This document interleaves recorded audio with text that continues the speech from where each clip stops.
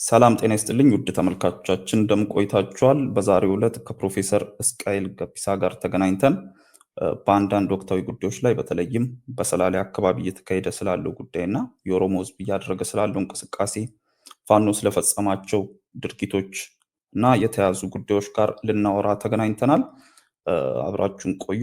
ፕሮፌሰር ድሉን ተቀብለው ስለመጡ በጣም ነው የማመሰግነው ከረጅም ጊዜ በኋላ። አመሰግናለሁ ስለጋበዝከኝ። ያው ሚዲያ ላይ ብዙ ስላላየኋቸው ነው እንጂ ጠፍቼ አይደለም።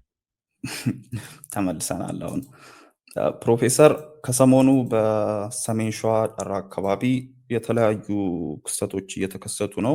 በጣም የኦሮሞን ሕዝብ ከፍተኛ ሀዘን ውስጥ የከተተ ድርጊት ነው። ሰውን አጋድሞ እስከ ማረድ የደረሰ ሕዝቦችን ከአካባቢያቸው አፈናቅሎ ጫካ እስኪገቡ የደረሰ ኃይለኛ ሀዘን ኦሮሞ ሕዝብ ላይ ወርዷል እና ይህም የኦሮሞን ሕዝብ በከፍተኛ ሁኔታ አስቆጥቷል። የተለያዩ ሚስኢንፎርሜሽኖች ስለተደረጉ ጉዳዮች፣ ስለተከሰተው ክስተት፣ ስላለው ሁኔታ የተለያዩ አካላት የተለያየ መረጃን ሲነዙ እንሰማለን እና ክሊር የሆነ አንደርስታንዲንግ ማግኘት ብንችል ከሱ ላይ ተነስተን ለማውራት ምንድን ነው እየሆነ ያለው? የተፈጸመው ነገር ምንድን ነው? የደረሰውስ ነገር ምንድን ነው? ይህንን ያደረገውስ አካል ማን ነው የሚለውን ለተወዛገቡ አካላት ክሊር የሆነ አንደርስታንዲንግ እንዲኖር ቢያስቀምጡልን ለመነሻ ፕሮፌሰር። መልካም። መጀመሪያ በሰሜን ሸዋ በሰላሌ አካባቢ በተለይም ጠራ ላይ ነው ይሄ የተደረገው እንግዲህ የሚባለው። በዛ አካባቢ ግጭት ሲፈጠር አሁን አይደለም የቆየ ነው። ግጭቱ ደግሞ ብዙ ጊዜ የሚፈጠረው በአማራ ክልል በኩል ጠራ የኛ ነው እና ወደኛ መመለስ አለብን ተብሎ ኦሮሞዎችን በተለይም ከወሎ በድርቅ ጊዜ መጥተው እዛ የሰፈሩትን ገፍቶ ለማውጣት ብዙ በደል በዛ ቦታ ላይ ሲፈጸም ነው የነበረው። ያንን ደግሞ የሚያደርገው አሁን በዚህ በሚዲያ ላይ ብዙዎቻችሁ ስትናገሩ ፋኖ በሚል ነገር የሚነገር ነገር ያለሁኝ አሁንም ብዙ ነው የምሰማው። ፋኖ የለም ለማለት አይደለም፣ ግን ፋኖ እንዳልከው በጠራ መንገድ ምን ቦታ ላይ እንዳለ እና ምን እንደሆነ መናገር ያስፈልጋል። ወደዛ ከመምጣት በፊት ግን ይሄ የቆየ ግፍፊት አለ በዛ አካባቢ። እንዲያውም ጠራ አሁን እንዳልኩ ኦሮሞዎች ናቸው እዛ ላይ የሚኖሩት፣ መሬቱ ግን ለኛ ነው የሚገባው ብሎ የአማራ ክልል መንግስት በተደራጀ አኳኋን የታጠቁትን አደራጅተው ኦሮሞዎችን ከዛ ቦታ ላይ እየገፋ ወደ ኦሮሚያ ውስጥ ሰሜን ሸዋ ዞን ወዳለው እየገፋ መሬቱንም እየገፋ ሲወስድ ነው የነበረው። አሁን ይሄንን በጊዜውም የተናገርንበት ጊዜ እንዳለ ትዝ ይለኛል። ግፊቱ ከዛ በኩል ሲመጣ ነበር ቆይቷል። የተደራጁ አሁንም በአማራ ክልል እየታጠቁ የመሬት ሽሚያ ለማድረግ የሚሄዱ አሉ። ይሄንን የሚያደርገው የአማራ ክልል ነው እንጂ ያስታጠቋቸው አይደሉም። አሁን የሚደረገውን ነገር እያደረጉ ያለው በአማራ ክልል በኩል የሚመጡ ናቸው። አንዴ አይደለም፣ ሁለቴ አይደለም፣ ብዙ ጊዜ ነው የሚመጡት። መሬቱ የኛ ነው የሚል አስተሳሰብ ስላለ፣ ስለዚህ በመጀመሪያ ደረጃ አሁን አይደለም ይሄ የተደረገው። እኔ እጅግ የሚገርመኝ ነገር ለመዘግነኑ ከሆነ እጅግ ዘግናኝ ነገሮችን ሲያደርጉ ነው የነበረው። በዛ ቦታ ማረድም የሰው ብልት መቁረጥም ሲደረግ ነው የነበረው። ነገር ግን የሚዲያ አትኩሮትን አላገኘም ነበር። ይሄኛው ከተለቀቀ በኋላ ብዙ ቁጣ፣ ብዙ ጩኸት፣ አንዳንድ የመንግስት ባለስልጣናትም እንኳን ትንሽ አውትሬጅ አለ ብሎ ለማለት እስከሚፈልጉበት ደረጃ ድረስ ደርሷል። ነገር ግን ምሳሌ ልስጥህና አሁን 6-7 ወር በፊት እዚህ አካባቢ በኩዩ ወረዳ ተወካይ የነበረ ታዬ ደንደአ እኔ ባለሁበት አካባቢ መንግስት ሰላም መውረድን ስለማይፈልግ በሰው ልጆች በገዛ ወገኖቹ ደም የሚጫወት አረመኔ መሆኑን ተገንዝቤያለሁ ስላለ እስካሁን ድረስ እስር ቤት እንዳለ ስለዚሁ ጉዳይ የተናገረው በዛ አካባቢ ስለሚደረገው ነው ሲናገር የነበረው። ይሄንን ሲል ታዬ ደንደአ ከአማራ በኩል የሚመጡት ታጣቂዎች አይደለም ያለው ወይም የኦሮሞ ነፃ አውጪ ሰራዊት እዛ ያሉት ናቸው ይሄን የሚያደርጉት አይደለም ያለው። በሰው ደም መጫወት የሚያምረው የማይሰለቸው ይሄ መንግስት ነው፣ የመንግስቱ ቁንጮ ነው ብሎ ነው ያስቀመጠው። አሁን አንተ የሚባለውና አሁን ብዙ ትኩረት የተሰጠው ነገር ከመድረሱ በፊት ይሄ ይደረግ ነበር ልልህ ነው። የቆየ ነው። ዘግናኝ የሆኑ ነገሮች ደግሞ በዛም አሁን እንዳልኩ ብልት የተቆረጠበት ልጅ አለ። የተገፉ የተገደሉ መሬታቸው የተወሰደባቸው ንብረታቸው የተወሰደባቸው አሁን አራ የምትለው አካባቢ ላይ ሲወሰድ የነበረ መኖር አቅቷቸው ጫካ የገቡ ሰዎች ነበሩ። ይሄንን ደግሞ ከየት አመጣኸው ካልከኝ ሰሞኑን ይሄ በካራ ተደረገ የሚባለው ነገሩ አሁን አይደለም የተደረገው፣ የቆየ ነው። ሚዲያው ነው እንጂ አሁን ያወጣው ወደ ሚዲያ የተለቀቀበትን ምክንያት አለው አሁን እንጂ አሁን የተደረገ አይደለም። አሁን የተደረገ አለ። አባቱም የልጁም አባት የተናገረበት ድምፅ አለ። ስለዚህ አሁን የተለቀቀበት ምክንያት አለው እንጂ በደሉ፣ ግፉ፣ ዝርፊያው ሲደርስ እንደነበረ አሁን የወጡ እኮ በኦኤምኤን ሚዲያ ላይ በምስል የላኩ 70 ዓመት የሚሆናቸው ሽማግሌ፣ 60 ዓመት የሚሆናቸው እናት፣ 90 ዓመት የሚሆናቸው አሮጊት እኮ ወጥተው እኮ እየተናገሩ ነው። በእኛ ላይ ይሄንን የሚያደርገው መንግስት ነው። እኛ እናውቃለን፣ እዚህ ያሉትን እናውቃለን፣ አማራንም እናውቃለን። ከአማራ ጋር እኮ ገበያ አብረን ነው የምንውለው ነው ያሉት አንድነት። ድሮ ገበያ አብረን ነው የምንውለው። አሁን የመጣበት ምክንያት አለው። ይሄንን የሚያደርግብን መንግስት ነው። የሚያደርጉትን እናውቃለን፣ የዚሁ አካባቢ አስተዳዳሪዎች ናቸው ነው የሚሉት። የሆነው ግን በአማራ ክልል በኩል እዛው ጠራ በሚባለው አካባቢ ማሰልጠኛ አለ። ያ ማሰልጠኛ የእነሱ ሸኔ የሚሏቸው የኦሮሞ ነፃነት ሰራዊት በዛ አካባቢ እንቅስቃሴን ሲያደርጉ ስለነበረና ካምፑንም በዛ በአካባቢ ያለውን ካምፕም ስለመቱ ሸኔን ለአንድና ለመጨረሻው ከዛ ቦታ ለማጥፋት ማስታወቅ አለብን ብለው ለማስጠላት ሸኔ የሚሉትን ለማስጠላት ለማጠልሸት ስሙን ህዝብ ዘንድ የተጠላ በዚህ በሚዲያ ላይ የተጠላ አቋም ወይና መልክ እንዲይዝ ለማድረግ የተደረገ ነው። ይሄ መንግስት ራሱ ያደረገው ነው። መንግስት ራሱ ነው ይሄንን ያደረገው። ከዚህም ከዛም ይሁን አግኝቶ የለቀቀው አሁን በምክንያት ነው። ለምን አሁን ተነጋግረው ወስነዋል።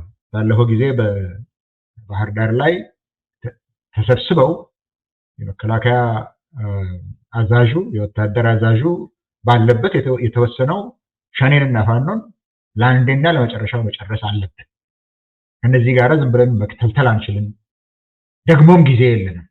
ምክንያቱም ወታደርን እያለቀባቸው በተለይ በአማራ ክልል ወታደር ከአንድ ከተማ ወደ ሌላ ከተማ ለማጓጓዝ በትልቅ ኮንቮይ ካልሆነ በስተቀር ለማጓጓዝ አለመቻላቸው፣ በሄሊኮፕተር ባለስልጣናቱ ከአንዱ ከተማ ወደ ሌላ መሄድ አቅቷቸው በሄሊኮፕተር ነበር የሚመላለሱት ከከተማ ወደ ከተማ። እኛ ደግሞ ታክሲ ነን እንዲህ ብሎ አየር ኃይሉ የኢትዮጵያ አየር ኃይል እኛ እኮ የነሱ ታክሲ አይደለንም ብሎ ስሞታ ያቀረበበት ሁኔታ ስላለ በኦሮሚያም በደቡብም የሚደረገው ይሄ የአፈሳ ለወታደርነት የሚደረገው አፈሳ ምንም ብዙ ግብ እነሱ በሚፈልጉት ደረጃ ምልምል ስላላመጣላቸው አሁኑኑ ባለን ኃይል ተጠቅመን መጨረስ አለብን የሚል ውሳኔ አድርገዋል። እና ይህንን ያደረጉት ፋኖዎች ናቸው፣ ይህንን ያደረጉት ሸኔዎች ናቸው ብሎ የኦሮሚያ ኮሚኒኬሽን ኃላፊ ነው እነዚህን የተናገረው። እነሱ ናቸው ያደረጉት የሚለው የእነሱ ፕላን ስላለ፣ መሬቱ ላይ ያሉት ግን ሸሽተው በረሃ ውስጥ ገባን የሚሉት ግን እናቶች በሚዲያ ላይ ያያቸው እነሱ ግን የሚሉት ይህን የሚያደርግብን መንግስት ነው የሚሉት። መንግስት ደግሞ የሚያስታጥቃቸው ቪዲዮዎችን አይተ ሊሆን ይችላል። መከላከያ ባለበት ቦታ ላይ ከአማራ ክልል የሚወጡ ታጣቂዎች አሉ፣ በእነሱ ላይ አትተኩሱ ብለውናል ብለው ሆነ ብለው አሳልፈው ነው የሚያስገድሉት። ይህንን ልጅ ገብተው ወስደው ወደ አማራ ክልል ወዳለው ጠራ ሄደው ነው ያደረጉት። አሁን ይሄ ለምን አዲስ ሆነው ለብዙ ሰዎች እንደ አዲስ እንደሚነገር አላውቅም። መዘግነኑ ከሆነ የመዘግነኑ ነገር ከሆነ ትልቅ ዘግናኝ ነገሮች ሲደረጉ የነበረው 6 ዓመት ሙሉ ሰው ከነ ህይወቱ ሲቃጠል፣ ሰው እንደዚሁ ለእርድ ሲቀርብ፣ እዛው ወለጋ ውስጥ በሆሮ ውስጥ እንደዚሁ ሰዎች አንገታቸው ተቆርጠው በጠመንጃና በአንካሴ ላይ ሲደረግ ይሄ ሁሉ ሲደረግ ነው። ከዚህ የባሱ ዘግናኝ ነገሮች ሲደረጉ ነበረ። በቦምብ ሲደበደቡ ነበረ። አሁንም እኮ ዛሬ ትናንት ወዲያም በመድፍ እኮ እየደበደበ ነው፣ በድሮን እኮ እየደበደበ ነው። እነዛው ሰዎች ለምን? አሁን የመጣው ታክቲክ አንድ ነገር ነው። ህዝቡንም እነዚህ ታጣቂዎችንም ሸኔን በእነሱ ሚሊቱን ሸኔ ወቦን አብረን ካልወቀጥ ነው በስተቀር ሊጠፋ አይችልም ብለው ሆነ ብለው ህዝቡንና በውስጥ ደበቀው የሚሉትን ወቦ የደበቀው ህዝቡ ራሱ ስለሆነ አብረን እንቀጣዋለን። ይህንን ደግሞ ያደረጉት እነሱ ናቸው ብሎ የማያፍር የኮሚኒኬሽን ኃላፊ፣ ትንሽ ፍረት የሌለው ኮሚኒኬሽን ኃላፊ ሸኔና ፋኖ አብረው ሆነ አያውቁም። የፖለቲካ አንድነትም የላቸው። የፖለቲካ ዓላማቸው አንድ አይነት አይደለም፣ ተጻራሪ ነው። እንዳለ ካየ ነው እነሱ ነው ተስማምተው የገደሉት ነው ብሎ ሊታመን የማይችል አይኑን አፍጥጦ ሊታመን የማይችል ወንጀል ሲወነጀል ነው የነበረው። ማነው ላደረገው ላልከው ግን ሰዎችን አዳምጡ። ከዛ አካባቢ ያሉትን እናቶች አዳምጡ። እነሱ ይናገሩ። እኛ ማሮቅ ነው ያለነው። እነሱ የሚሉትን ነው የምናስተጋባው እንጂ ከራሳችን ፈጥሮ የምናገረው ነገር የለም። ይሄን የሚያደርገው ከአማራ ክልል በኩል የሚመጣ ፋኖ ነኝ የሚል ነገር ግን በአማራ ክልል የሚቀለብና የታጠቀ የተላከ፣ የአማራ ክልል ደግሞ የሚታዘዘው በአማራ ክልል ባለስልጣኖች አይደለም። አሁን የሚታዘዘው ወጥ ስርዓት ስለሆነ አሁን የሚታዘዘው ከ4 ኪሎ ነው። ስለዚህ ይህንን ማያያዝ አንድና አንድን አያይዞ ሁለት ማድረግ የሚችል ጭንቅላት ያለን ይመስለናል ሁላችንም። ይህ አይደለም፣ የተለመደ ነው፣ መዘግነኑም የቆየ ነው። አሁን ተስፋ እየቆረጠ ስለመጣ ብዙ ስለበዛበት ወታደር መመልመልም ስላልቻለ የመጨረሻውን ላድርግ፣ አብሬ ልውቀጠው፣ አብሬ ልወቅጠዋለሁ፣ እንደዚህ አድርጌ ያጠፋለሁ ብሎ ራሱ የኢትዮጵያ መንግስት እያደረገው ያለው ነገር ነው እንጂ ሌላ ነገር አይደለም እየተደረገ ያለው። መልካም ፕሮፌሰር፣ ከዚሁ ጋር ተያይዞ እንዲያነሱልኝ የምፈልገው እርሶም ጠቅሰውታል፣ መንግስት ኃላፊነቱን ለኦሮሞ ነጻነት ሰራዊትና ለፋኖ ሲሰጥ አይተናል። ግን የአካባቢው ሰዎች፣ ጉዳት የደረሰባቸው አካላት ፋኖ ነው ይህን ግፍ የደረሰብን እያሉ ነው የምንሰማቸው። የተጣረሰ ነገር ነው። መንግስት ራሱን ከተጠያቂነት ለማዳን የሚያደርገው እንቅስቃሴ አለ። መንግስት የንጹሐንን ደህንነት የመጠበቅ ኃላፊነት እንዳለበት ሆኖ ይሄንን ሳይወጣ ቀርቶ ግን ተጠያቂነቱን ለተለያዩ አካላት አከፋፍሎ ራሱን ከተጠያቂነት ለማውጣት የሚያደርገው ጥረት ላይ የሱን ተጠያቂነት እንዲያስቀምጡልኝ፣ የመንግስት ኃላፊነት ምን እንደሆነ፣ ንጹሐን መጠበቅ ላይ ምን እንደሆነና ከዛ በኋላ የሚመጡ ተጠያቂነቶች ለማን እንደሚሰጡ እንዲያስቀምጡልኝ። ከዚህ ጋር ተያይዞ እርሶም ላይ መንግስት የከፈተው ዘመቻ እንዳለ እየሰማ ነው ሶሻል ሚዲያ ላይ። በተለይ ፋኖን ይደግፋሉ፣ ለፋኖ ድጋፋቱን እየሰጡ እንደሆነና ከፋኖ ጋር ግንኙነት እንዳሉት አድርገው ለማንሳት እየተሞከረ ይገኛል እና ይህን ሊያነሱ የፈለጉበት ምክንያት ምንድን ነው? ከፋኖ ጋር ግንኙነት ኖሮት ያውቃል? ይህን እንዲያስብላችሁ የተነሳውስ ነገር ምንድን ነው? ለዚህ ምላሽ ቢሰጡ ጥሩ ነው ፕሮፌሰር። አሁን ሁለተኛ ላይ ጠየቀኛውን ለይቼ ነው አሁን ምክንያቱም የተለያዩ ጥያቄዎች ናቸው እና ለይተን፣ ስለዚህ ሳይሆን ተጠያቂነቱን ጀምር አንዱን ጥያቄ ላይ እናተኩርና አንዱን ልመልስልህ ሁሉ ከሚደራረብ። አሁን መንግስት ምን ኃላፊነት አለው የሚለው ይሄ በፖለቲካል ሳይንስም በቲዮሪ ደረጃ ያለ ነው። መንግስት ምን ኃላፊነት አለው የሚል፣ መንግስትስ ለምን አስፈለገ የሚል አለ። ይሄ የታወቀ ነው። ይሄኛው መንግስት አሁን ስልጣን ላይ ያለው መንግስት ደግሞ ምን ኃላፊነት አለው የሚለው ደግሞ ሌላ ጥያቄ ነው። ስለዚህ ሁለቱን ለይተን ለመለስ ሞክር። ማንኛውም መንግስት እንደ ማንኛውም መንግስት የመጀመሪያው ዋና ኃላፊነት መንግስት የሚባል ነገር የተፈጠረው እንደ ፖለቲካ ሳይንቲስቶች አነጋገር አንድ ይሄ ቶማስ ሆብስ ይሄ የብሔራዊ ሶሻል ኮንትራክት በማድረግ ኮመን ዲፌንስ እንፍጠር ከሚል አስተሳሰብ ነው የመጣው። ምክንያቱም መንግስት በሌለበት ቦታ በተፈጥሮ ውስጥ ሰው ሲኖር ከተፈጥሮ ጋር አንድ ሆኖ ሰው ሲኖር መንግስት በሌለበት ቦታ፣ ህግ በሌለበት ቦታ፣ የሞራል ህግ በሌለበት ቦታ ግጭት ይበዛል። ምክንያቱም እያንዳንዱ ሰው ለራሱ ህይወቱንና ንብረቱን ለመጠበቅ ሲል ውጊያ ይጀምራል። ያ ውጊያ ግን ማን ከየትኛው ወገን እንደሆነ አይታወቅም። እያንዳንዱ ሰው ውጊያ ላይ ስላለ የሁሉ ሰው ውጊያ ከሁሉ ሰው ጋር ይሆናል፣ ብጥብጥ ይሆናል ማለት ነው። ያ ደግሞ ህይወትንም ለመጠበቅ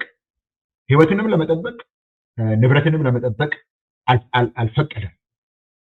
ሁሉም የሚጠፋፋበት ሆነ። ስለዚህ የገዛ ራሱን ህይወት ለመጠበቅ ብሎ ጦርነት የገባ እያንዳንዱ ግለሰብ መንግስት በሌለበት ማለት ነው፣ መንግስት በሌለበት ተፈጥሮ ውስጥ በሚኖርበት ውስጥ አይ እርስ በራሳችን ከምንጣላ አንድ ላይ ሆነን የሚዳኘን እና እያንዳንዳችንን በጋራ የሚከላከልልን አንድ ተቋም ያስፈልጋል ብሎ ነው መንግስት የተፈጠረው። ያ ማለት እንግዲህ መንግስት ከተፈጥሮ ሲፈጠረም ጀምሮ የተፈጠረበት ዓላማ ሰውን በህይወት ማኖር ነው ማለት ነው። ኮመን ዲፌንስ ለመስጠት ነው። ይሄንን የእያንዳንዱ ሰው ጦርነት ከሁሉ ሰው ጋር የሆነበትን the war of all against all በዛ ውስጥ life is nasty, brutish and short የተባለው ሰው ህይወቱን ለማርዘም ሲል የማህበራዊ ኮንትራክት ውስጥ ገብቶ የፈጠረው ነገር ነው። መንግስት ዋና ዓላማው ይሄ ነው ማለት ነው። ዋና ዓላማው ህዝብን መጠበቅ ነው። የህዝብን ደህንነት መጠበቅ ነው። ህዝብ እንዳይጋደል ማድረግ ነው። የኢትዮጵያ መንግስት ግን የሆነ ሀሳብ ውስጥ ገብተዋል። አንዳንዴ በጥራዝ ነጠቅነት የሚያነሱት ነገር አለ። የሞኖፖሊ ኦፍ ቫዮለንስ ያለን እኛ ነን።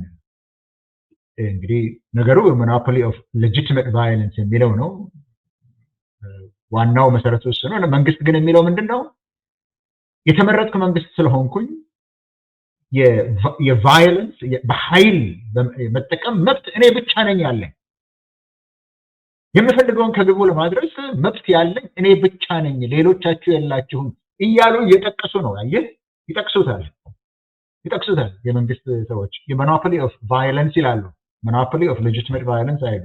ሞኖፖሊ ኦፍ ቫዮለንስ የኛ ነው። ስለዚህ የተመረጥን ስለሆንን የኛ አጀንዳ ማንዴት ስላለው እሱን ተግባር ላይ ለማዋል የሚገዳደረንን ሁሉ እናጠፋለን። አስፈላጊ ከሆነ ለበጀት ለሁሉ ነገር ለአንድ መንግስት የሚሰራውን በጀት ለአንድ ዓመት የሚበጀተውን ነገር ሁሉ በሙሉ ለጦር መሳሪያ አውለን እንዋጋለን ነው። ይሄ ነው። አንሸነፍም፣ ማንም አያሸንፈንም ብሎ በአገሪቷ ስም የተሰራው የሀገር መከላከያ የአንድ ፓርቲ እና የአንድ ግለሰብ ጥቅም አስጠባቂ ሆኖ ነው ያለው። ስለዚህ ከፍጥረቱ መንግስት የተነሳበትን ነገር እያደረገ አይደለም። እንደ መንግስት ደግሞ ማድረግ የሚገባውን ነገር እያደረገ አይደለም። የሚባለውን ነገር ካላግባብ እየተረጎመ እኔ ብቻ ነኝ ገዳይ፣ የመግደል መብት አለብኝ፣ ሁሉን ነገር አስቀርቼ ለመዋጋት እችላለሁ እያለ እየተንቀሳቀሰ ነው ይሄ መንግስት ያለው። ኃላፊነት በዚህ ላይ እንዳለው ይሄ መንግስት አይናገርም። ኃላፊነት ስላልከኝ ነው፣ ተጠያቂነት ስላልከኝ ነው። ተጠያቂነት እንዳለበት አይገምትም። ተመርጫለሁና የፈለኩትን ማድረግ እችላለሁ ነው። ይሄንን ደግሞ የሚለው የሰው ልጅን የዜጋን ክብርና የዜጋን ህልውና ለመጠበቅ የመንግስት ዋና ኃላፊነት የሆነውን ስራ በመወጣት ብቻ ላይ ሳይሆን በልማትም በኩል እኔ ያልኩት ብቻ ነው የሚሆነው። እምቢ ካልከኝ እስር ቤት ትገባለህ፣ እምቢ ካልከኝ ትገደላለህ። እኔ ያልኩት ነው መሆን ያለብኝ። ለዛ ኃላፊነት የለብኝም ነው የሚለው። ኦዲተር እንኳን ሲጠይቀው ምን አድርገህ ነው ይሄንን ሁሉ ገንዘብ አውጥተህ የምታወጣው ቤተመንግስት የምትሰራው ከተማ አሳምራለሁ ብለህ የምትወጣበት ሲባል መቼ ብር ሰጠኸኝና መቼ ትጠየቃለህ? መቼ ነው መጠየቅ? መጠየቅ አትችልም የሚልህ መንግስት ነው ያለው። አልጠየቅም፣ ኃላፊነት የለብኝም፣ የምፈልገውን ነው ማደርገው ብዬ እኔ አሁን መንግስት ነው ብዬ ላከብረውም እንኳን በአፌ እየደከመኝ ነው። ምክንያቱም አንድ ግለሰብ ፓርላማውን እንግዲህ ፓርላማ ነው መንግስት በህገ መንግስቱ መሰረት ጠቅላይ ሚኒስትር የምትለው ከፓርላማ ተካፍሎ የተሰጠውን ስልጣን ነው ስራ ላይ የሚያውለው እንጂ ለዛ ራሱ ስልጣን የለውም። ፓርላማው ግን አትጠይቀኝም፣ መዋጮም ጠይቄ እሰራለሁ። ምንድነው የምትሰራው? የመንግስት ስራ። መዋጮም ጠይቀ ምንድነው የምትሰራው? ከየት የመጣ ገንዘብ መሆኑን ሚስጥሩን የማላውቀው ከዩኤኢ ይሁን ከምን እኔ እጠቀማለሁ፣ የምጠይቀኝ ነገር የለም። አየር መንገዱን ይሁን እሸጣለሁ፣ ቴሌኮሙኒኬሽኑን እሸጣለሁ፣ ካስፈለገ የህዳሴ ግድብንም ሸጬ የፈለኩትን አደርጋለሁ በሚል ሰው የሚመራ በሚል ግለሰብ የሚመራ መንግስት ነው ኢትዮጵያ ውስጥ ያለው። አሁን አልጠየቅም ባይ ነው፣ ኃላፊነት የለብኝም የሚል መንግስት ነው ያለው። ስለዚህ አለ ብዬ ተጠያቂነት የሚሰማው መንግስት አለ ልልህ አልችልም። ተጠያቂነት የሚሰማው ብቻ አይደለም፣ ነገር ግን የመግደል መብት ያለኝ የቫይለንስ የኃይልን የመጠቀም መብት እኔ ነኝ ያለኝ ብሎ በትግራይ፣ በኦሮሚያ፣ በአማራ አሁን ታጣቂዎችን እንዲፈሩ እንዲበዙ አድርጓል። በሁሉም ቦታ የኢትዮጵያ ህዝቦች፣ ኦሮሞዎች፣ ያንተን የሚሰሙ ሰዎች እዚህ ላይ መሳሳት የለባቸው። ለምንድን ነው ይሄ መንግስት ኃላፊነቱን የሚወጣ ከሆነና በተለይ ኦሮሞዎች የኛ መንግስት ነው የሚሉት የሚሆን ከሆነ ለምን ጠላቶቹ በዙ? ለምንድን ነው የበዙት ጠላቶቹ? ትክክል የሚሰራ ከሆነ አሁን ወዳጅም የለውም እኮ። አሁን እኮ ወዳጅም የለውም። በትግራይም ወዳጅ የለውም፣ በአማራም ወዳጅ የለውም፣ በኦሮሚያም ወዳጅ የለውም። ቢሆን ኖሮ መንግስት ኃላፊነቱን እየተወጣ ቢሆን ኖሮ ለምን ጠላቱ እየበዛ ሄደ? በኦሮሚያ ውስጥ ምናልባት 2000 የሆኑ ነበር የኦሮሞ ነጻነት ሰራዊት። አሁን በስንት ሺህ የሚቆጠሩ ዳር አገር ላይ ሲዋጉ የነበሩ መሀል አገር ላይ የገቡበት፣ አማራ ክልል ከአንድ ከተማ ወደ ሌላ ከተማ መሄድ የማትችልበት፣ ማንም ባልነበረበት ሰላማዊ ነው የነበረው አማራ ክልል ባልነበረበት አሁን ታጣቂዎች በየቦታው አሁን ከሱዳንም ሁሉ እያስገባን ነው ለማለት የደረሱበት ደረጃ ነው ያለው። ትግራይ ውስጥ ደበደበው ለ2 ዓመት እንጂ ደጋፊ እዛ አለው ልልህ አልችልም። ይሄ ሁሉ ጦርነት በዚህ መንግስት ላይ የተፈጠረው ምክንያቱ ምንድን ነው ብሎ ሰው አይጠይቅም ወይ? ሰው አእምሮ ጭንቅላቱ ላይ ያለው እንዲሁ ነው እንደተለጥፎበት ያለው አንገትና ጭንቅላት ባዶ ጭንቅላት ብቻ ነው ወይ የተያያዘው? ለምንድን ነው ብሎ አይጠይቅም እንዴ? መንግስትስ ኃላፊነት ከሆነ የሚጠየቀው ወንድሜ ልጄ፣ መንግስት እኮ በኃላፊነት የሚጠየቀው አንዳንዴ በምርጫ ነው።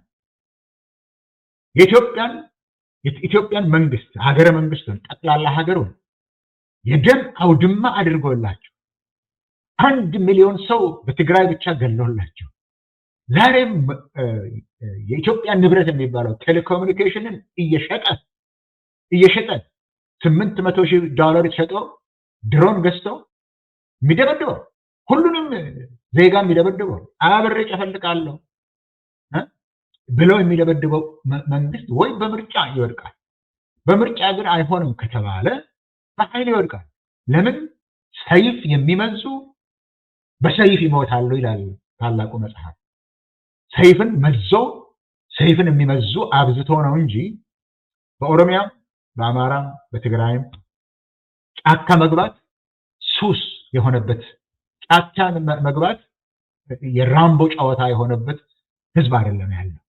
የተገፋ የተናቀ የተሰደበ ህዝብ ነው።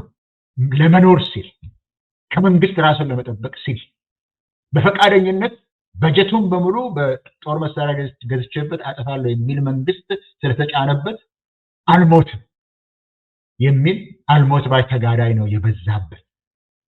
ተጠያቂ ነኝ የሚል መንግስት አይደለም የሚል ነው የመጀመሪያ ቋንቋ። ሁለተኛውንም እንደገና ብትጠይቀኝ ነው የሚሻለው።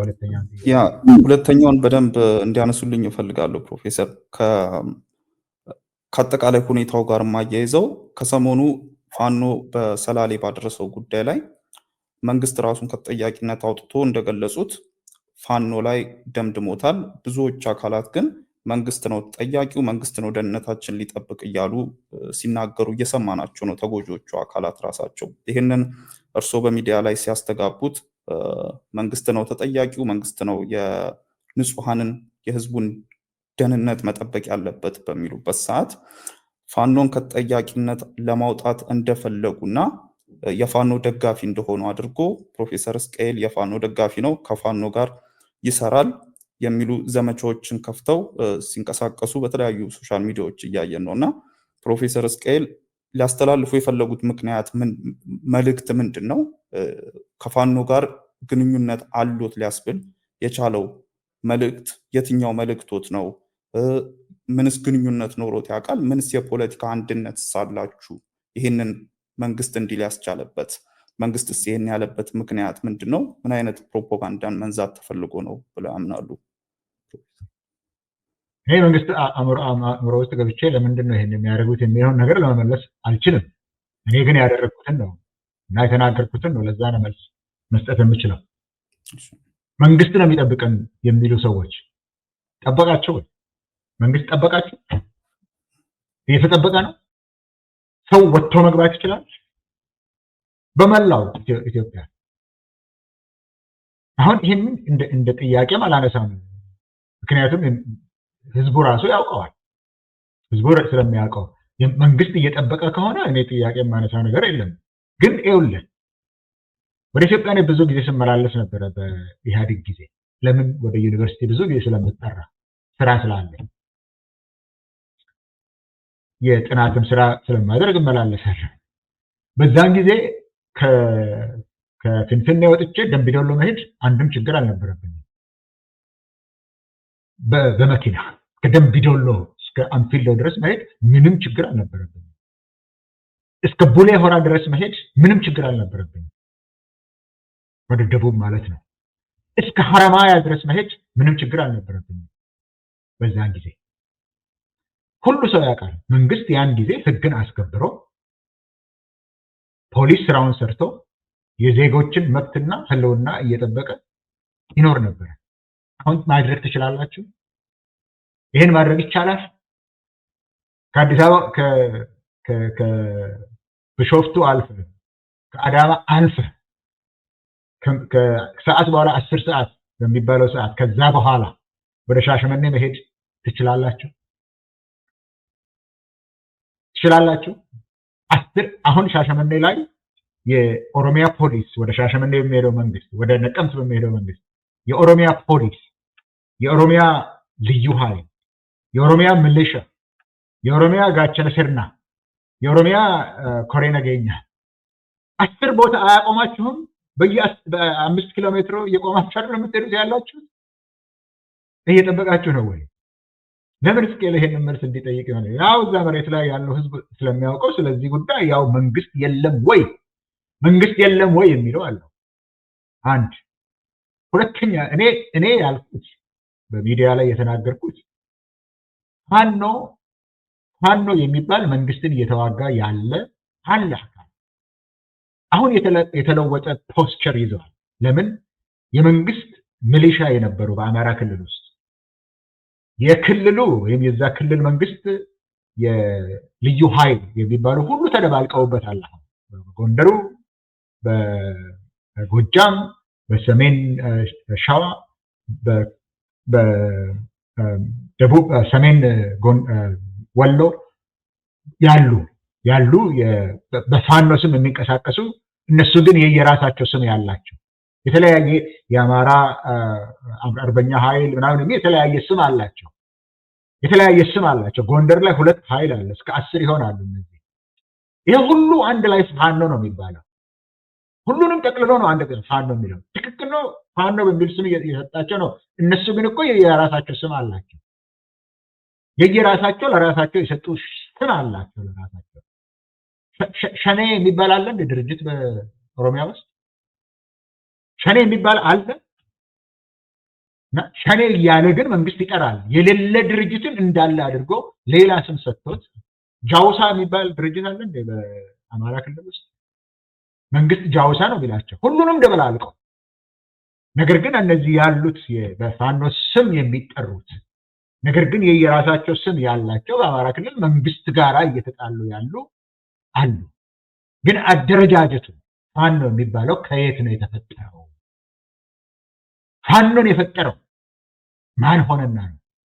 ይህንን መልምሎ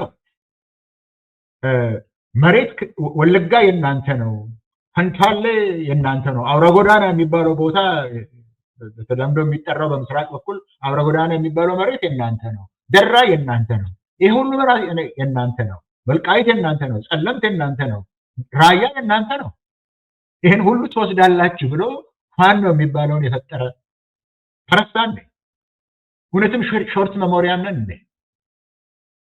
ተረስቶ ነው ያን ጊዜ የኔ ነው ብሎ የብልጽግና ፕሬዝዳንት ከፓርላማ ማማ ላይ ሆኖ ፋኖ ኢትዮጵያን የጠበቀ ነው። ትናንትን ጠብቋል፣ አሁንም ይጠብቃል። ፋኖን መንግስት ከፈለገ ጅጅጋ ድረስ ይልከዋል። የኔ ነው አላለም እንዴ? የኔ ነው ፋኖ አላለም እንዴ? ፋኖዎችም የመንግስት ነን ብለው ሆ ብለው ተነስተው ትግራይ ላይ የዘመቱ አይደሉም እንዴ? ተረሳ እንዴ? በሁለት ዓመት የኔ ነው እያለ ነው። የኔ ነው እያለ ነው። እሱን ነው ምልከው። ትግራይን ከጨረስኩ በኋላ ይሄንን ገብስ ደግሞ መተት ትጨርሳለህ አልተባለም? ሁላችንም ረሳ ነው እንዴ? ረሳ ነው። ፋኖ የሚባለውን ነገር መልሶ ያደራጀው እንደ አደረጃጀት የፈጠረው ማን ሆነና ነው ዛሬ የመንግስት በትር ከመንግስት የተለየ ነው ብለህ መንግስት የሚጠቀምበትን በትር ከመንግስት የተለየ ነው ብለህ የሚደበድብህን በዛ በትር የሚደበድብህን የሚቀጠቅጥህን የሚጨፈጭፍህን ሰውየውን ትተህ በትሩን ነው የጎዳኝ የምትለው። ለእኔ እንደዚህ ነው የሚታየኝ የፋኖ ጉዳይ። አሁን ሌላ ደግሞ እዚህ ላይ ለመለየት የምፈልገው አለ። አሁን ያን ጊዜ እንደዛ ተደራጅተው ይጀምሩ እንጂ ከትግራይ ጦርነት በኋላ ከመንግስት ጋር የተጣሉ ፋኖ ኃይሎች አሉ። በ4 ነው 5 ቦታ አሉ። አሁን ከመንግስት ጋር ውጊያ ላይ ያሉ እነሱ አይደሉም። ያ ፋኖ አይደለም አሁን የሚደረገውን ነገር ያደረገው የመንግስት ፋኖ የሆነ በኦሮሚያ ክልል የራሱ ሸኔ የሚመስል ዊግ አድርገው እንደነሱ ለብሰው ሰዎችን ሲያርዱ የሚኖሩ በኦሮሚያ ውስጥ ፋኖ ነው የሚሉት። ፋኖ ነው የሚሉት። ይሄንን መለየት መቻል አለባቸው። ይሄንን ያደረገው ፋኖ ስትል የአብይ አህመድ ፋኖ፣ የብልጽግና ፋኖ፣ የአማራ ክልል ፋኖ እንደሆነ አትርሳ። ደራ ላይ ያደረገውን ያለው ከአማራ ክልል በአማራ ክልል ተደራጅቶ እየመጣ እየተሰጠው ገንዘብ እየተሰጠው ጥይት እየተሰጠው ጠመንጃ እየተሰጠው ልብስ እየተሰጠው ለአፍሮ ዊግ እየተሰጠው ገብቶ አሁን አይደለም ላለፉት 4-5 ዓመታት ሲገድል የነበረው ነው ያደረገው። ስለዚህ ሁሉን ነገር መለየት አለብን። ሁሉን መደባለቅ የለብንም። እየደባለቅን ከመንግስት ጋር መንግስት ከሚለው ጋር መቆም የለብንም። መንግስት መቆም ፋኖ ነው የሚለው ግን የትኛው ፋኖ? የራሱ ፋኖ አይደለም እንዴ? የፈጠረው እሱ አይደለም እንዴ? አሁን እሱን ደግሞ ልተወው ነው። ለምን አይን ትሰማላችሁ? ለምን እኔ ልሰማ? በዚህ ጉዳይ ላይ እኔ የፈለኩትን መደገፍ የምችል ነፃ ሰው ነኝ። ፋኖ መደገፍ ብችል የሚከለክለኝ የለም። የዓላማ አንድነት ካለኝ። የዓላማ አንድነት ግን የለንም። ለዓላማና ለኦሮሞ ህዝብና ለሌሎች የኢትዮጵያ ህዝቦች ሀቅ ብቻ ነው እንጂ የምናገረው ልትገዛኝም የምትችል በገንዘብም ልታናገረኝ የምትችል ሰው አይደለሁም እኔ። ለዛውም ብልጽግና ለሚለኝ ደግሞ ለመከላከል ይሄን ያህልም የምነሳ አይደለሁም። ለምንድን ነው እዛ ከደራ ቪዲዮውን ካለ ጨምረህ ልታጫውት ትችላለህ። አንድ እናት ሲናገሩ አልነበረም እንዴ? 90 ዓመት ወይም 100 ሊሆናቸው የሚችል እናት ማሎ ኤክስጎኑ ጀዳ ብለው ሲናገሩ አልነበረም? የጨረሰን መንግስት ነው ብለው። ለምንድን ነው የኔ የሚሰማቸው? አንድ ደግሞ 70 ዓመት የሚሆኑ እናት እያለቀሱ በረሃ ውስጥ ነው ያለን ብለው በሴቶች ተከበው ወንድማ የለም በሴቶች በለና ህፃናት ተከበው የሚናገሩት ቪዲዮውን ሁላችሁ ያያችሁት ምንድን ነው ያሉት? ማን ነው የጨረሰን ነው ያሉት እሳቸው። አንድ ሰው የምናልቀው በዚህ በድሮን ነው በድሮን ጥይት ነው እያለቅን ያልነው ብሎ የድሮን ጥይቱን አንስቶ ቀለሁን አንስቶ ስላሳየ አሁን እስር ቤት አልከተቱትም እንዴ? ቀለሁን ስላሳየ እዛው ያሉት እኮ የሚገለንን እናውቃለን እያሉ ነው። የሚያጠፋንን እናውቃለን እያሉ ነው። ለምን በስኬል ላይ ለመለደፍ ፈለጋቸው? የኔን ስም ማጥፋት አልችልም። 10 ዓመት በኦሮሞ ህዝብ ፊት ያለማወላወል ቆመናል። በኢትዮጵያ ህዝብ ፊትም 10 ዓመት ለዓላማ ብቻ የምንቆም መሆናቸው የኔን ስም ማጥፋታችንም የኔን ስም ብታጠፋም ችግር የለም። የሚጠፋ ስም አይደለም። እኔ ቢጠፋም ምንም አይደለም። እዛ ያሉት እየተናገሩ እዛ ያሉት አሮጊቶች፣ እናቶች፣ ህፃናት እየነገሯቸው ከምድሩ ላይ ያሉት እየተነገሯቸው ምን ነው ተለያየ አእምሮና ሰው እዛ ያለውን አትሰማም እንዴ? ስኬል እኮ ከምድር ላይ አንስቶ አይደለም ሌላ ተጨምርልና ለተው የወረዳው ከአዲስ አበባ ላይ ያለው የኦሮሚያ መንግስት ሸኔና ፋኖ ነው አለ። አንድ ላይ ይመስልሃል? ይሆናል? ይሆናል? ሸኔና ፋኖ አንድ ላይ ይሰራል? ይቻላል? እኔ ነኝ ያልኩት እሱን። በሱ አትስቁም እንዴ?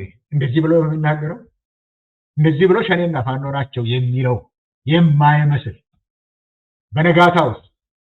በነጋታው ደረጀ አደሬ ነው የሚባለው የሰላሌ የዛ የሰሜን ሸዋ የዞኑ እሱ ህዝብን ሰብስበው ሸኔ አይደለም ፋኖ ነው ብሎ ተናገረ። በአንድ ራስ ሁለት ምላስ። የመንግስት ቃል አቀባዩ ሸኔና ፋኖ ተመሳጥረው ነው ይልሃል። ይሄ ደግሞ ህዝቡን አይ ሸኔ አይደለም ፋኖ ነው ይልሃል። 10 ነገር የሚናገረው እሱ ነው። ሌላ የጠየቀኝ ጥያቄ አለ። ከሆነ ፋኖ ከሆነ መንግስት ነው። ማስረጃውን ለምን አታቀርብም?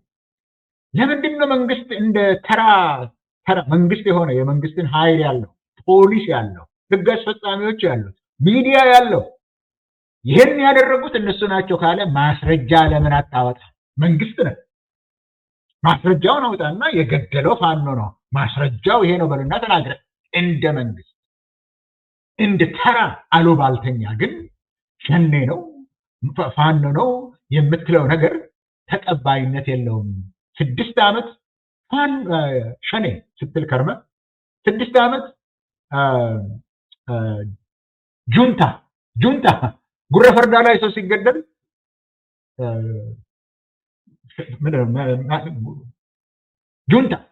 ጁንታ ነው ሲገደል የነበረው ሲል ነበረ። ጉራ ፈርዳ ላይ ሲገደል ሁለት እኮ የትና የት ናቸው? የሚገናኙበት ቦታ ላይ አይደለም። ሰው በሲዳማ በደቡብ ኢትዮጵያ ባለበት ዳር ሀገር ላይ ሰው እንደ ከብት ሲነዳ ተጠፍሮ መንገድ ሲቀመጥ አሁንም ያደረገው ቲፒኤልኤፍ ነው ጁንታው ነው ሲባል ነበር። ትንሽ ቆይቶ ደግሞ ጃውሳው ነው ተባለ። ከዛው ከጠቅላይ ሚኒስትሩ ቢሮ ይሄን ሁሉ ስም የሚያወጣው ጠቅላይ ሚኒስትር ቢሮ ውስጥ ያለ አንድ ዲያቆን ነው። አሁን ደግሞ ሸኔና እንትና አንድ ላይ ይሄንን እያለ ሊኖር ነው መንግስት። ሰው እንደዚህ እያለቀ ጣቱን በእነሱ ላይ እየቀሰረ እንደማንም ተራ አሉባልተኛ ሊኖር ነው። እና ህዝብ እስከ መቼ ድረስ ነው ሞኝ የሚሆነው? መንግስት ኃላፊነቱን የማይወጣ ከሆነ አውጣ ወይ ጠብቅ። እንደማንኛውም መንግስት የህዝብን ደህንነት የማትችል ከሆነ ያዘውና ወንጀለኛውን ለፍርድ አቅርብ። ይሄንንም የማትችል ከሆነ ስልጣኑን ተው፣ ልቀቀው፣ ሌላ ሰው ይስራ። አለበለዚያ እየቀሰርክ እነዚህ ናቸው እንዲያደረጉ እያልክ እንደ መንግስት እንደ መስራት እያለቀስክ መኖር አትችልም። መልስ ይሄ ነው። መልካም ፕሮፌሰር፣ ተገቢ ምላሽ ነው የሰጡኝ። እስቲ ሰዓታችንም እየሄደ ስለሆነ ሌሎች ጥቂት ነገሮችን ነካ እናድርግና እንሄዳለን። መንግስት ራሱን የኦሮሞ ህዝብ መከታ እንደሆነ ለኦሮሞ ህዝብ እንዳለ የኦሮሞ መንግስት እንደሆነ አድርጎ ህዝቡን ለማሳመን የሚያደርጋቸው ነገሮች አሉ። አብይ ላይ ወታደሮች ቤተመንግስት ሄደው መፈንቅለ መንግስት ሊያደርጉ በነበረበት ወቅት የፊንፊኔ ዙሪያ ያሉ ኦሮሞዎች መንግስት የተነካ ብለው ሲመጡ ነበረ እስከ ማለት የደረሰበት ነገሮች ነበሩ።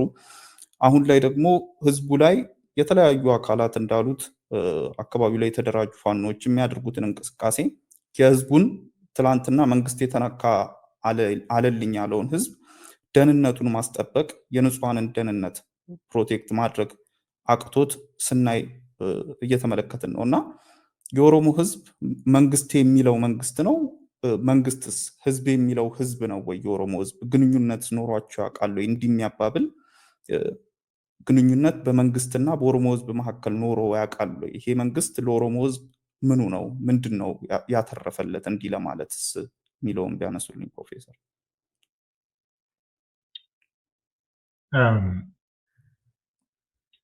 የኦሮሞ ታንኩና ባንኩን ወስዷል፣ በጀቱንም ወስዷል እየተባለ ይነገራል። አሁን ይሄንን ለሚሉ ሰዎች ትክክል አይደለም፣ ምክንያት ተደረገ ትክክል እንዳልሆነ። ነገር ግን እነዚህ ሰዎች በኦሮሞ ህዝብ ስም እየቸረቸሩ አይደለም ልልህ አልችልም። አሁን እንዳልከው ወታደሮች ቤተመንግስት የመጡለት እዛው ቤተመንግስት ላይ ይሄ ፑሽአፕ በሚያደርጉበት ጊዜ አገር ሰላም ነው ያሉት። አገር ሰላም ነው፣ እንደዚሁ ደሞዝ ፈልገው ነው እንጂ ወደዚህ የመጡት ለምንም አይደለም የመጡት ነው ያለው። ሌሊቱን ግን ሲያልም አድረው ለድጋፍ ይመቸኛል ብሎ በፓርላማ ላይ በሚቀርብበት ጊዜ ትናንትና ከውስጥ እያረረ ግን መፈንቅለ መንግስት ነው የመጡት ነው ያለው። ወይ የትኛውን ነው የምታምነው? በአንድ ራስ ሁለት ምላስ አለ። የትኛውን ነው የምታምነው? በአንድ ቀን የሚለዋወጥ አለ። አጠቃላይ ይሄ መንግስት የሚለውን ነገር ሰው ሰምቶ እውነት አለበት ለማለት አትችልም። በአንድ ደቂቃ ውስጥ የተለያየ ነገር ነው የሚናገረው። የመንግስት ቁንጮ ላይ ያለው ሰው በአንድ ደቂቃ ውስጥ ሁለት ነገር ይናገራል። ተቃራኒ ነገሮች፣ የሚምታቱ ነገሮችን ሲናገር ይውላል። ይህንን በጽሁፍም በምንም ስናሳየው ነው የነበረው። ይሄ አንተም ታውቀዋለህ፣ ምንም ችግር የለውም። ህዝብም ያውቀዋል። የትኛውን ነው ብለህ መጠየቅ ትችላለህ። አሁን በጠየቀኝ ጉዳይ ላይ በኦሮሞ ጉዳይ ላይ ግን የዛን ቀንም ኦሮሞዎች ሊመጡ ነው ወይም በኦሮሚያ አካባቢ ያሉ ለገጣፎ፣ ሱሉልታ፣ ጉለሌ ከምን እየመጡ ነው ማለት የኔ የኦሮሞ ሰዎች እየመጡ ነው ብሎ ለመናገር ነው የፈለገው። ይህንን የሚናገረው ሰው ኦሮሞዎች ናቸው የመጡልኝ ብሎ የሚናገረው ሰው ስልጣን ላይ በወጣ ቀን እኛ ኦሮሞ ብሔረተኞቹ እና ሌሎችም ኦሮሞ ብሔረተኞች ለዚህ ሁሉ የዳረገን አጼ ምኒልክ ነው ስንል አጼ ምኒልክን የሚያመሰግን ሰውዬ ነው። የኦሮሞን ነኝ የሚለው ለምን ትነካላቸው የሚል ነው። ኦሮሞዎች ምንድነው ሲጠይቁ የነበረው? ኦሮሞ ቄሮዎች ምንድነው ሲጠይቁ? የአጼ ምኒልክ ሐውልት ከአዲስ አበባ ይነሳ ጥያቄ ነው የጠየቁት። አሁን ግን ወርቅ የቀባለ ያው የዚሁ መንግስት ነው። ስለዚህ በኦሮሞ በኩል ነው የቆመው ለማለት አትችልም ለማለት ነው ያልኩት። ግን ስልጣን ላይ ከወጣ በኋላ የኦሮሞ ህዝብ ኑሮ ተሻሻለ ወይ? ስልጣን ላይ እሱ ከወጣ በኋላ የኦሮሞ ህዝብ ክብር አገኘ ወይ? እነሱ ስልጣን ላይ ከወጡ በኋላ 6 ዓመት ነው የኦሮሞ ህዝብ በሰላም ወጥቶ መግባት ቻለ ወይ? እነሱ ስልጣን ላይ ከወጡ የኦሮሞ ህዝብ በሌላው ዘንድ ተወደደ ወይ? በሌላ ብሔር ብሔረሰቦች ዘንድ እንዲወደድ ነው ወይ ተደረገው? እነሱ ስልጣን ላይ ከወጡ በኋላ የኦሮሞ ህዝብ ማስተዳደር ላይ ይችላል ኦሮሞ እንዲባልና እንዲመሰገን ነው የተደረገው? በሌሎች አይን ነው ማለት። በኦሮሞዎች አይን ደግሞ ገና ከጠዋቱ ሲጀምር የኦሮሞ ነፃነት ግንባር ድርጅቱ ምንም አላደረገልህም ነው። ገና ከመጀመሪያው ትልቁን ህዝብ የኦሮሞ ብሔረተኞች ትልቁን የኦሮሞ ህዝብ አሳንሰው የመንደርተኛ አደረጉት ብሎ በንቀት ሲናገር ነው የነበረው። የኦሮሞን 50 ዓመት ትግል ሲንቅ ነው ያን የጀመረው። እስካሁን ድረስ የኦሮሞን ህዝብ 50 ዓመት ትግል ምን አደረገልህ? ምን እንዳደረገልህ ኦሮሞ ህዝብ ያውቀዋል። ምን እንዳደረገለት የኦሮሞ ብሔረተኛ አገር ሰጠው። የኦሮሞ ህዝብን አገር ሰጠው። ቋንቋውን መለሰለት፣ ስነ ጽሁፉን መለሰለት። እሱን ዘርዝሬ አልጨርሰውምና አልገባበትም። ነገር ግን አሁን ባለፉት ጥቂት ጊዜ ውስጥ ህፃናት፣ ወጣቶች፣ ሽማግሌዎች፣ ሴቶች፣ ወንዶች ለምንድን ነው እንደ ቅጠል የረገፉት? ያንን ቅጠል እንደ ቅጠል ህዝብን እያረገፈ እንደ እባብ እየቀጠቀጠ እንደ እንስሳ እየወቀጠ እየገደለ ያንተ መንግስት እንዴት ሊሆንልህ ይችላል? እንዴት ሆነ? የኦሮሞ ነጻነት ሰራዊት ተዋጊዎች የተሳሳቱ ቢሆኑም እንኳን ወጣቶች የተሳሳቱ ቢሆኑም እንኳን እኮ ኦሮሞዎች ናቸው። ከኦሮሞ እናት ማህፀን የወጡ ናቸው። 6 ዓመት ሲያርዳቸው አሁንም ሲያርዳቸው ስምምነት ማድረግ ሲችል ስምምነቱን ትቶ ያጠፋቸው ያለ ያንተ መንግስት እንዴት ይሆናል? የገዛ የኦሮሞዎችን ወጣት እየጨረሰ የኦሮሞን አዋቂዎች ሀገር ውስጥ ከሀገር የወጡትን አሳደው ሀገር እንዳይገቡ እየከሰሰ ሀገር ውስጥ የቀሩትን ደግሞ እስር ቤት የቀሩትን ደግሞ በጥይት እንዴ! ይሄ መንግስት አይደለም ወይ ሃጫሉን የገደለው? በቅርብ በቴን የገደለው በዛ አይነት ጭካኔ ምን ደርሶልህ ነው? ምን ደርሶልህ ነው? ልክ በቴን አልገደለም ከተባለ ሃጫሉን አልገደለም ከተባለ ይሄ መንግስት አጣርቶ ለሰው በሚገባ መንገድ ለዓለም ስትነግረው በህግ ነው የተሰራ በሚለው መንገድ ጥፋተኛውን ማቅረብ አለብህ፣ መንግስት መሆን አለብህ ማለት ነው። ነገር ግን ሃጫሉን ገደለ ይባለው አንዴ ጥላሁን ስሙን እንኳን የማያውቁት ሰው እየተናገሩ ይገደልክ የተባለው እዛም አልደረስኩም እያለ ልጁ አሁን እስር ቤት ይኖር ወጥቶ ይሆን አላውቅም። ይሄንን እያሉ ነው የነበረው። ይሄ ሁሉ እየተደረገበት ነው። የኦሮሞ ህዝብ ከ100 ሺህ በላይ እስር ቤት ነው ያለው።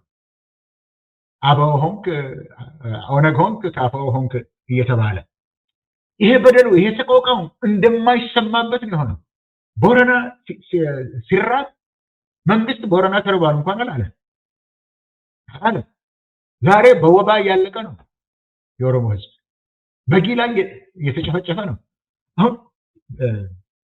እዛው ምዕራብ ሸዋ ውስጥ በድሮን ጎሮ ኩሩቤ ላይ ጮቢ ላይ ሚዳቀኝ ላይ በድሮን የተገደሉ ህዝቦች በድሮን ከተገደሉ በኋላ ቀብር ላይ ያሉ ጮቢ ላይ በቀብር ላይ ያሉ በድሮን አልተገደሉም። ወለጋ ነው የተገደለው ብለህ ልትታወት ትችላለህ። ምዕራብ ወለጋ ላይ በጊ ላይ አይደለም እንዴ በአውሮፕላን የጀመረው? መንዲ ላይ ልጆች አላለቁም? ቂልጡ ቀራ ላይ ልጆች አላለቁም? ቦጂ ላይ አላለቁም? ቦጂ ጅርመጂ ቢላ ከተማ ላይ ከትምህርት ቤት የወጡ ወጣቶች አልተቃጠሉም? በቦምብ ወጣቶች የ10-15 ዓመት ልጆች ከተማ መካከል ቆመው ሳሉ እነዚህም ሸኔዎች ናቸው ብለህ ከተማ ውስጥ ያሉ ከትምህርት ቤት ወጥተው መሀል ላይ የቆሙትን ምስራቅ ወለጋ ውስጥ እኔ ከተወለድኩበት አካባቢ ምስራቅ ወለጋ ውስጥ ዋዩ ቱቃ፣ ዋማ ሀገለው፣ ኑኑ ቁምባ የተፈጀው ወጣት እንዴ! ምን ነው ከብቶች ተገለው የድሮን ቀላ ውስጣቸው ገብቶ እየታየ እንዴት አድርጎ ነው ይሄ መንግስት የኦሮሞ መንግስት የሚሆነው? ምን ሲሆን ነው የኦሮሞ መንግስት አይደለም የሚባለው? ምን ሲሆን ነው? ምን ሲደረግ ነው?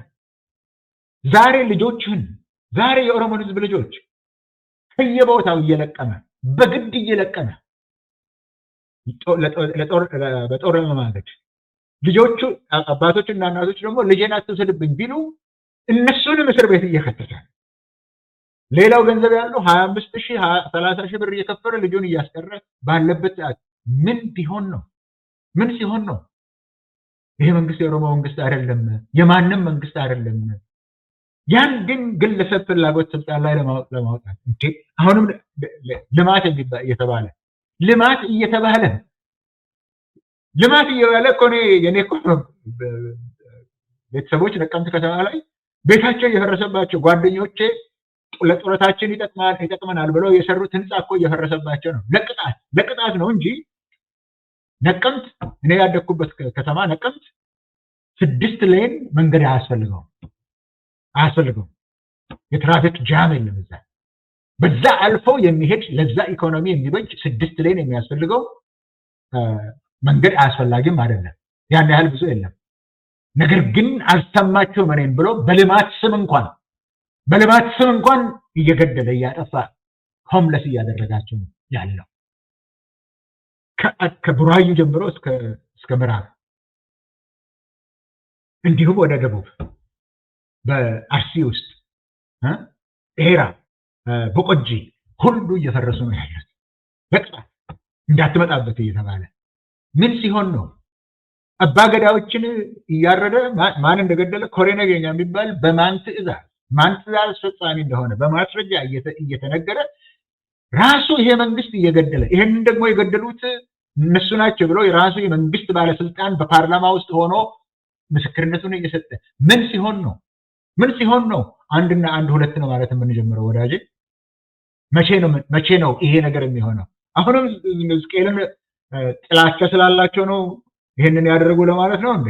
አዎ ለውሸት ጥላቻ አለኝ እኔ፣ ለሌብነት ጥላቻ አለኝ እኔ፣ ለገዳይነት ጥላቻ ገዳዮች ጥላቻ አለኝ፣ ለገፋፊዎች ለሰራቂዎች የማይጠብቁ ጥላቻ አለ። ምን የሚያስበረግግ ነገር ነው ይሄ? ምን ሲሆን ነው? ምን ሲሆን ነው ይሄ መንግስት የኦሮሞ መንግስት አይደለም የኦሮሞ ጠላት ነው የሚባለው? መልሼ የመጨረሻው ጉዳይ አይመስለኝም። የሚመስለኝ ግን ይሄን ያህል ነው። ቴንክ ዩ ፕሮፌሰር 50 ደቂቃ እንዳታልፍ ብለውኛል። ግን አንድ የመጨረሻ ጉዳይ አንስተውልኝ እንድንዘጋ አጠር ባለመልኩ የኦሮሞ ህዝብ ላይ ባለፉት 6 ዓመታት ከልክ ያለፉ በደሎች ሲደርሱ ሌሎች ህዝቦች የማይታገሱት የአረቦችን አመፅ አረብ ስፕሪንግን እስከ ማስነሳት የደረሰው የአንድ ልጅ ድርጊት ነው እና የኦሮሞ ህዝብ ላይ ግን ገደብ ያለፉ ድርጊቶች ሲደረጉ አንገት ቆርጦ ሌላ ክልል እስከ መውሰድ ሲደርስ የኦሮሞ ህዝብ ትዕግስት ይሁን እንዳይናገር ተደርጎ ይሁን ዝምታን መርጦ ቆይቶ ነበር እና ይህን ዝምታ የፈጠረበት ድባብ ጀርባው ምን ነበር? አሁን ላይ ግን የኦሮሞ ህዝብ ይህንን ዝምታውን ሰብሮ ወጣቶች ያለማንም ግፊት በተለያዩ አካባቢዎች እንቅስቃሴ ሲያደርጉ እያየን ነውና ይሄ ተነሳሽነትን ያመጣውስ ምን ያህል የደረሰ በደል ነው የሚለውን አንስተውልኝ የሚያስተላልፉትን መልእክት ለወጣቶች ለሚያደርጉት እንቅስቃሴ ላይ አንስተውልኝ እንስካው እስቲ።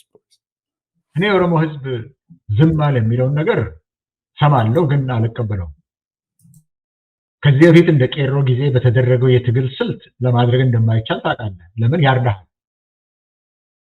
እንቅስቃሴ በሚደረግበት ጊዜ ይሄ ሰውን ገለ ለጅብ መስጠት ለአውሬ መተው እኮ ሀረር ላይ መሐመድ አሚን በሚባለው ነው የተጀመረው።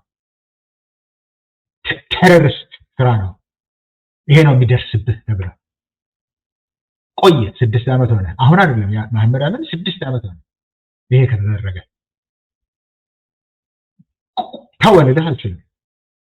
ነገር ግን ጠመንጃ አንስቶ እየተዋጋ ነው። ጠመንጃ አንስቶ ባለ ጠመንጃን እየተዋጋ ነው። ከዚህ በፊት የነበረው የትግል ስልት ግን የቄሮ አይነት የትግል ስልት ግን ለአሁኑ ጊዜ የተመቸ አይደለም። ስለዚህ እሱ ላይ አይደለም ያለው። ስለዚህ ትቶታል ማለት አይቻልም። ትግልን ትቷል ማለት አይቻልም። ለምን? ቅድም ስነግር እንደነበረው ትንሽ ጥንስስ ነው የነበረው የኦሮሞ ነፃነት ሰራዊት በበጊ እና ጊዳሚ አካባቢ የነበረው ትንሽ ጥንስስ ነው የነበረው። አሁን ግን በ10 ሺዎች የሚቆጠሩ ተዋጊዎች ናቸው ያሉት። ጦርነቱ ደግሞ ከሱዳን ጠረፍ አሁን ይሄው ስንናገር አይደለም ኤራ አካባቢ ሰሜን ሸዋ፣ ምዕራብ ሸዋ፣ ምስራቅ ሸዋ ነው ያለው። በፈንታል፣ በቦሰት፣ በጠራ፣ በነዚህ በደገም በዛ አካባቢ በኩዩ እስከ ጫንጮ እስከ ፍቼ እስከ ሰሎልታ ድረስ ነው እየታገለ ያለው። ስለዚህ ስልቱ ተለውጧል። ለምን? ርህራሄ የሌለው ጭካኔ ወደር የሌለው መንግስትን የምትታገለው የሞኖፖሊ ኦፍ ቫዮለንስ አለኝና የፈለኩትን አስራለሁ፣ የፈለኩትን እገላለሁ፣ የፈለኩትን አጠፋለሁ ብሎ የተነሳ በቴዎሪ እኮ ድምፅ ነው የነበረው አንስተው በዛ አይነት ጭካኔ የገደሉት ከ4 ኪሎ በተሰጠ ትዕዛዝ። አጫሉን እኮ የገደሉት ወለጋና ሸዋን አጣላለሁ ብሎ ነው የገደለው። ሸኔ ነው፣ ሸኔ ወለጋ ነው፣ አጫሉ የአምቦ ልጅ ነው፣ የሸዋ ልጅ ነው ብሎ ለማጣላት እኮ ነው የኦሮሚያ ክልላዊ መንግስት ፕሬዚደንት የነበረው የውሸት ድምፅ እንባውን እየረጨ የተናገረው እና እየታገለ ነው። የሚታገለው ግን ከዚህ በፊት በነበረው ስልት አይደለም፣ በዛ ስልት አይደለም፣ ግን እየታገለ ነው። ትግሉ ደግሞ እየተፋፋመ ነው። ትግሉ ደግሞ እየሰፋ እየተፋፋመ ነው የሚሄደው። አሁን ትግል ላይ የለም አይደለም እኔን የሚያሳስበኝ ይሄ ነገር አጨራረሱ እንዴት ይሆናል የሚለው ነው የሚያሳስበኝ። ያልቃል፣ የማያልቅ ነገር የለም። የተጀመረ ሁሉ ያልቃል። የተጀመረ ሁሉ ያልቃል። ወደ ላይ የወጣ ሁሉ ይመለሳል። የተወጠረ ሁሉ ይበጠሳል።